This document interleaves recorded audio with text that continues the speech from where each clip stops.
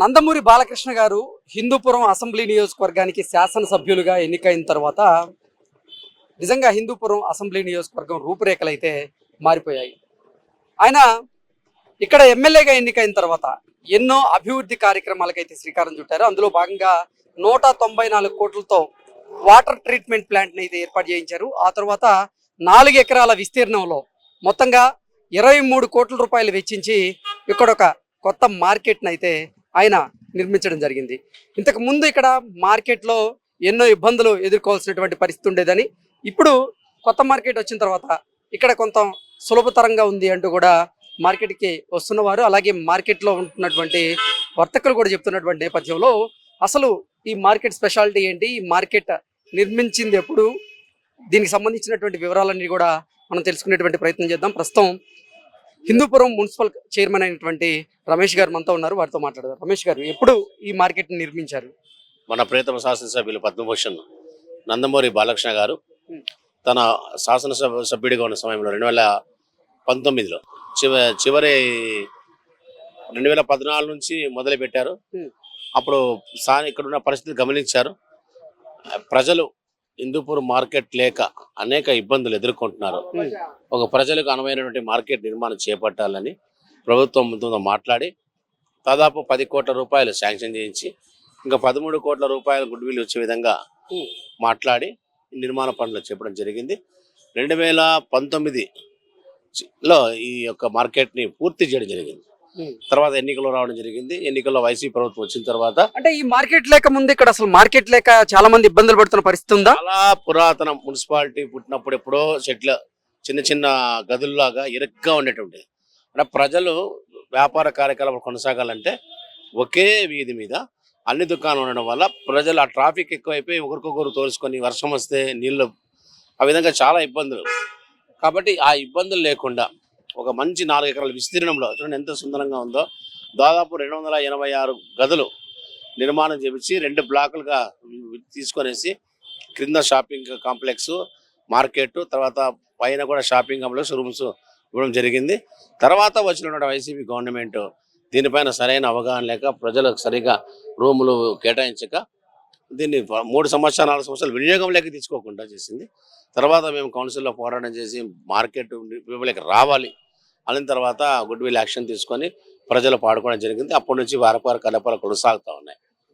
నందమూరి బాలకృష్ణ గారి మార్క్ హిందూపురంలో అంటే నందమూరి బాలకృష్ణ గారి చొరవ వల్లే ఈ మార్కెట్ సాధ్యమైందంటారు ఇక్కడ నిర్మించడం. ఆయన శాసనసభ్యుడిగా ఉన్న సమయంలోనే ఆయన ప్రభుత్వం గవర్నమెంట్ నుంచి నిధులు తీసుకురాబట్టే ఆయన ఆధ్వర్యంలో ఆయన ఎమ్మెల్యేగా ఉన్నప్పుడే కంప్లీట్ చేసి ఆయనే ప్రారంభించారు. ఓకే, మొత్తంగా ఎన్ని షాపులు ఉన్నాయి దీంట్లో? దాదాపు 286 పైన ఉన్నాయి. కింద వెజిటేబుల్ మార్కెట్, తర్వాత మా షాపింగ్ కాంప్లెక్స్, ఇవన్నీ న్యూ షాపింగ్ కాంప్లెక్స్ ఉన్నాయి. ఇంకా చాలా వరకు కూడా ఫుల్ఫిల్ కావాలి. ఇంకా కొన్ని ఏర్పాట్లు చేయాల్సి ఉంది. దాన్ని కూడా బాలయ్య బాబు గారి దృష్టి తీసుకొచ్చడం జరిగింది. ఇక్కడ కొన్ని సమస్యలు ఉన్నాయి, స్థానిక సమస్యలు, స్థానికంగా ఉన్నటువంటి నెలకొన్న సమస్యలను పరిష్కరించి దీన్ని పూర్తి స్థాయిలో వినియోగం తీసుకొచ్చే విధంగా బాలయ్య బాబు గారు చర్యలు తీసుకుంటున్నారు. ఓకే, అంటే బాలయ్య బాబు గారి ఆధ్వర్యంలో ఈ న్యూ మార్కెట్ అయితే నిర్మాణం జరిగింది. అయితే తర్వాత వచ్చినటువంటి వైఎస్ఆర్సీపీ బాలయ్య మార్క్ ని తుడిచిపెట్టాలి అనేటువంటి ఉద్దేశంతోనే దీన్ని అసలు నిర్లక్ష్యం చేసిందా, లేకపోతే ఏం చేసింది? 100%. ఎందుకంటే బాలయ్య బాబు గారు దీన్ని ప్రారంభించారు. ప్రారంభించిన తర్వాత Basava Taraka Rama NTR market shopping complex అని పేరు పెట్టారు. ఆ పేరు కూడా తీసేసి గవర్నమెంట్ వచ్చిన తర్వాత ఊరికే షాపింగ్ కాంప్లెక్స్ అని పెట్టడం జరిగింది. వాళ్ళ గత 5 సంవత్సరాల నుంచి కూడా ఈ మార్కెట్ని నష్టవేసం చేశారు. మళ్ళా ఇప్పుడు వచ్చి గవర్నమెంట్ వచ్చి 1 సంవత్సరం తర్వాత ఈ షాపులు ఏ విధంగా మళ్ళా ప్రజల్లోకి వినియోగం తీసుకురావాలా, దీన్ని ఏ విధంగా మున్సిపాలిటీకి ఆదాయం తీసుకురావాలనే ఉద్దేశంతో బాలయ్య గారు అడుగులు వేసి దీనికి ఒక ప్రత్యేకమైన అధికారం కూడా నియమించడం జరిగింది. వాళ్ళన్నీ చూస్తున్నారు.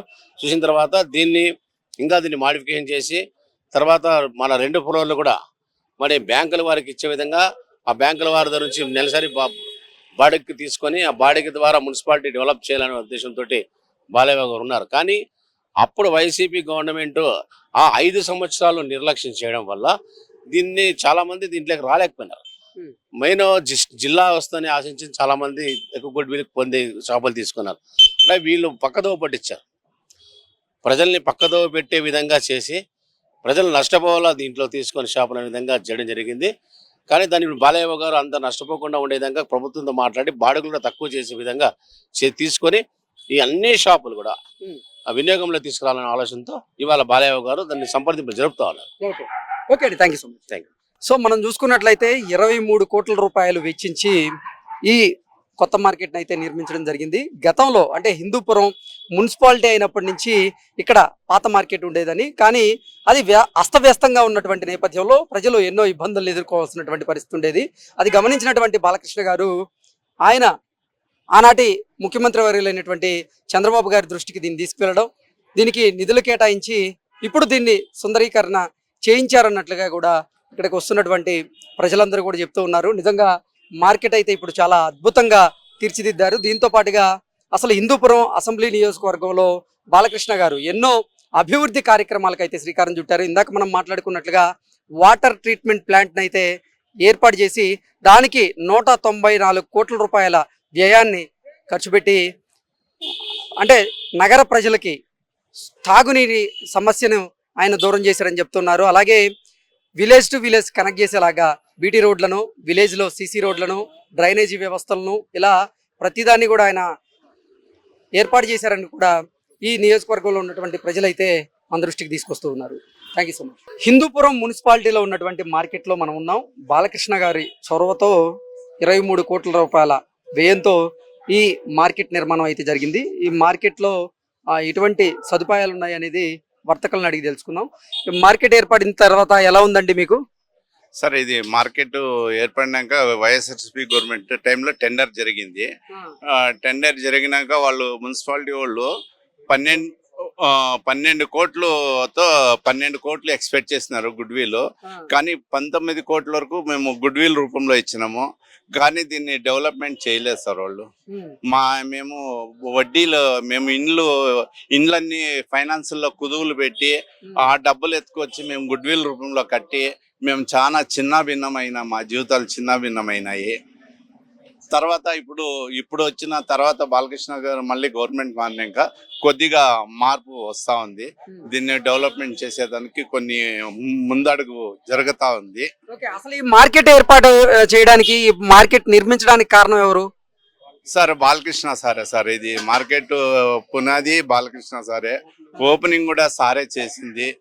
మధ్యలో మా గవర్నమెంట్ వచ్చినాక అది గవర్నమెంట్ మారిపోయింది 2019లో. అప్పుడు వైఎస్ఆర్సీపీ గవర్నమెంట్ దీన్ని టెండర్ ఆహ్వానం చేసింది. ఆహ్వానంలో వాళ్ళు ఎక్స్పెక్ట్ చేసిండే దానికన్నా ఎక్కువ ఇచ్చినాము.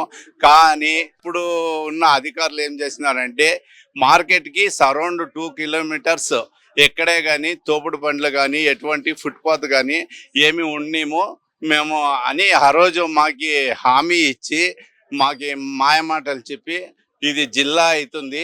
ఇప్పుడు ప్రజెంట్ 2 లక్షల పాపులేషన్ ఉంది. 5 లక్షలు 6 లక్షల పాపులేషన్ అవుతుంది. మీకు వ్యాపారాలు బాగా జరుగుతాయి, మీరు బాగా సంపాదించుకుంటారు అని మాకి మభ్యపెట్టి మాకి మాయకారి మాటలు చెప్పి మాకి మోసం చేస్తున్నారు సార్. దీనికి ఇప్పుడు డెవలప్మెంట్ కోసము బ్యాంకులు, సబ్ రిజిస్టర్ ఆఫీస్ ఇప్పుడు డెమాలిష్ లో ఉన్నది. దాన్ని ఇక్కడ ఫ్లోటింగ్ పెరిగేదానికి అవకాశం కల్పించాలా గవర్నమెంట్ కి నేను ఒక విన్నవిస్తా ఉన్నాం సార్. Thank you sir. ఏం పేరండి? నరసింహులు సార్ నా పేరు. ఓకే. హిందూపురంలో ఈ మార్కెట్ నిర్మించింది ఎవరు? నందమూరి బాలకృష్ణ గారు. ఓకే. ఏ సంవత్సరంలో నిర్మించారు? 2019లో కట్టారు సార్. అంతకుముందు ఇక్కడ మార్కెట్ లేదా? పాత మార్కెట్ ఇక్కడే సార్ ఉండింది. ఇప్పుడు ఇబ్బందులు ఉన్నాయా పాత మార్కెట్ లో? పాత మార్కెట్ లో రోడ్లు ఇరుకాటంగా ఉన్నాయి, పబ్లిక్ పారాడడానికి తొందర ఉందని చెప్పి ఇప్పుడు పెద్దగా కట్టి వాళ్ళు ఇచ్చారు. గుడ్ విల్ రూపంలో మా దగ్గర భారీ అమౌంట్ తీసుకున్నారు సార్. తర్వాత ఇప్పుడు మార్కెట్ ఓపెనింగ్ అయ్యి 36 నెలలు అయింది. మాకు బాడిగల మీద 72% ఇంట్రెస్ట్ కట్టమని నోటీసులు ఇస్తున్నారు. టోటల్ ఫుట్పాత్ 2 కిలోమీటర్ల అవతల ఉంటుంది, ఫుట్పాత్ ఇక్కడ ఉండదు, జిల్లా అవుతుంది అని చెప్పి యాక్షన్ పెట్టారు సార్. ఆ రోజు మున్సిపాలిటీ వాళ్ళైతే ఇక్కడ ఏ మాత్రము సౌకర్యం చేయడం లేదు. యాక్షన్ జరిగే టైంలో కూడా చాలా అవినీతి అనేది జరిగింది. ఎటువంటి పరిస్థితుల్లో జిల్లా అవుతుంది, మీకు వ్యాపారాలు జరుగుతాయి అని చెప్తే 2 లక్షల నుంచి 52 లక్షల దాకా పాడుకున్నాం సార్. అమౌంట్లు కట్టాము. మున్సిపాలిటీ వాళ్ళు మాకు సౌకర్యం చేయడం లేదు. 4 రకాలంగా బిజినెస్ లేక అందరూ సతమతమై ఇబ్బందులు పడుతున్నాం సార్. ఇప్పుడా గతంలోనా? సార్, ఇప్పుడు వాళ్ళు చేస్తామని చెప్పిన పనులు ఏమీ చేయలేదండి.